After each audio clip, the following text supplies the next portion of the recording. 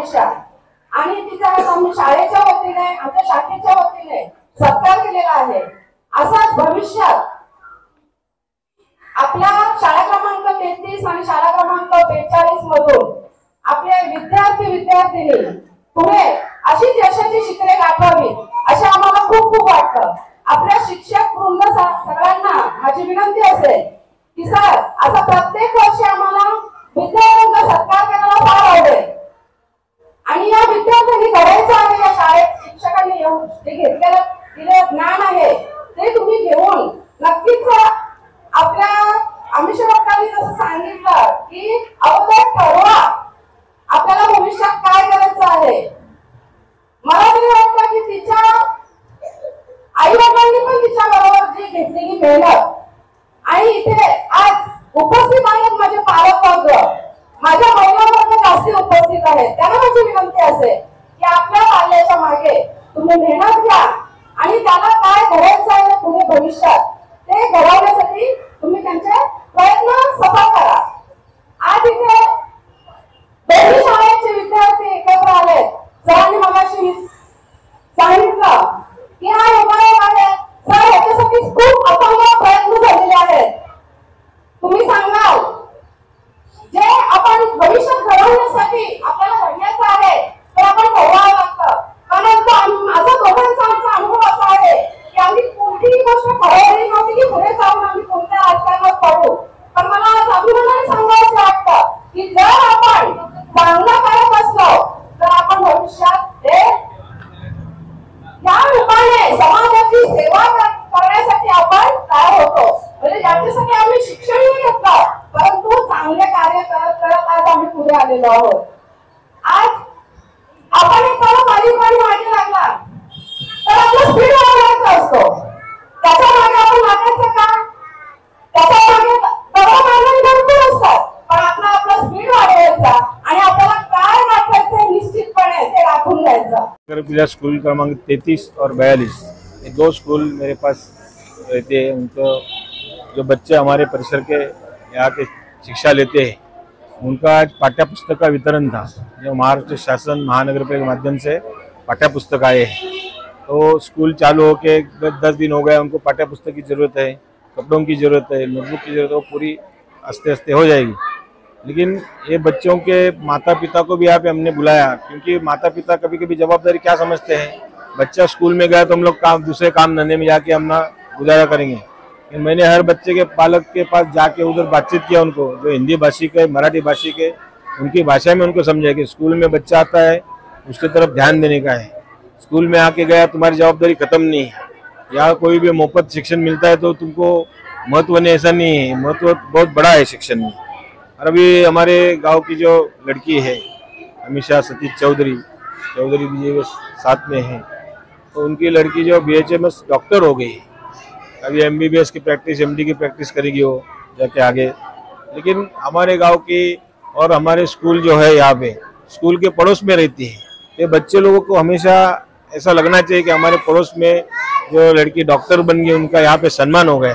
तो इनके प्रति उन्होंने ऊर्जा लेनी चाहिए कि हम भी इनको हमेशा देखेंगे आने जाने। तो इनके बच्चे में दिलचस्पी निर्माण होनी चाहिए पढ़ने की, हम भी डॉक्टर बने, तो ऐसा सम्मान होना चाहिए हम बड़े होके। ऐसे बच्चे लोगों को अनुभव होना चाहिए कि यहाँ पे शिक्षा बड़ी हो गई, डॉक्टर हो गए, इंजीनियर हो गए, बड़े कोई पोस्टिंग हो, UPSC MP हो गया, तो उनको हम लोग यहाँ पे झंडा लहराने के लिए लाते हैं। 26 15 अगस्त को डॉक्टर लोग जो पढ़ते हैं उनको सम्मान करते हैं। ये बच्चे लोगों को पढ़ने की रुचि निर्माण होनी चाहिए, इसके लिए हम लोग आज इनकी बच्ची का, हमारे गाँव की जो लड़की है उनका भी सम्मान कर दिया है। देखा जाए तो ये अपने क्षेत्र की प्रगति है, जो अपने एरिया में स्कूल है, इसका मतलब हमारे एरिया में अच्छी शिक्षा मिलती है। जो डॉक्टर इंजीनियर वकील होते हैं, ऐसे डॉक्टर इंजीनियर वकील होते हैं, उनका भी हम लोग सम्मान करते हैं। कभी 26 जनवरी 15 अगस्त को आपको मालूम है आप आते हैं प्रोग्राम में, हम लोग क्या बच्चे लोगों में दिलचस्पी भी होनी चाहिए, वो डॉक्टर होना चाहिए, वकील होना चाहिए, इंजीनियर होना चाहिए।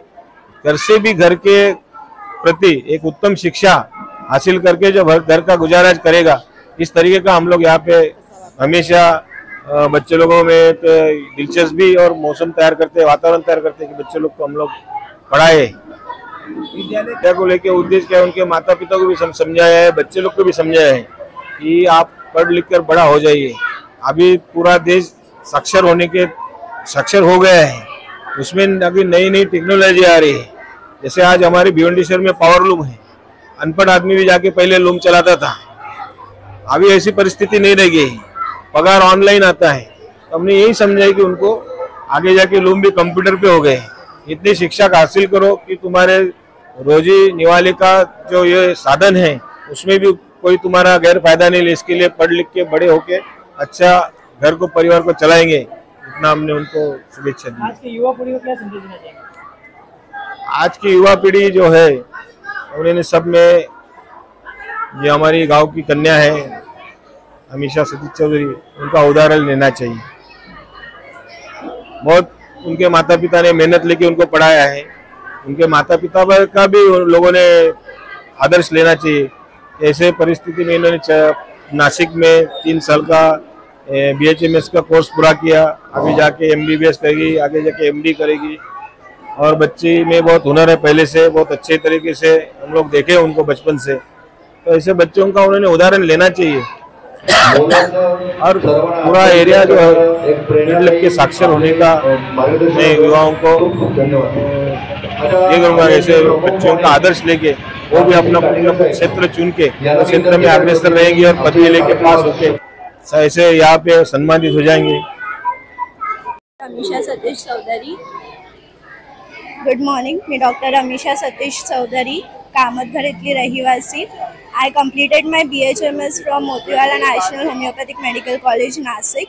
I was there for 5.5 years over there, and recently I came over here and my internship is still going on in IGM. Thank you Manoj Katekar साहेब आणि वंदना काटेकर मॅम यांनी आज मला इथे बोलवून माझा सत्कार केला. ऑब्वियसली हा खूप प्राईडचा मोमेंट होता माझ्यासाठी आणि ऑब्वियसली माझ्या पॅरेंट्ससाठी, कारण हे 5.5 इयर्स खूप सारे अप्स अँड डाऊन्सचे होते, पण ह्याच्यात फॅमिलीचा सपोर्ट हा खूप कॉन्स्टंट होता. म्हणूनच आज मी इथपर्यंत पोहोचू शकली.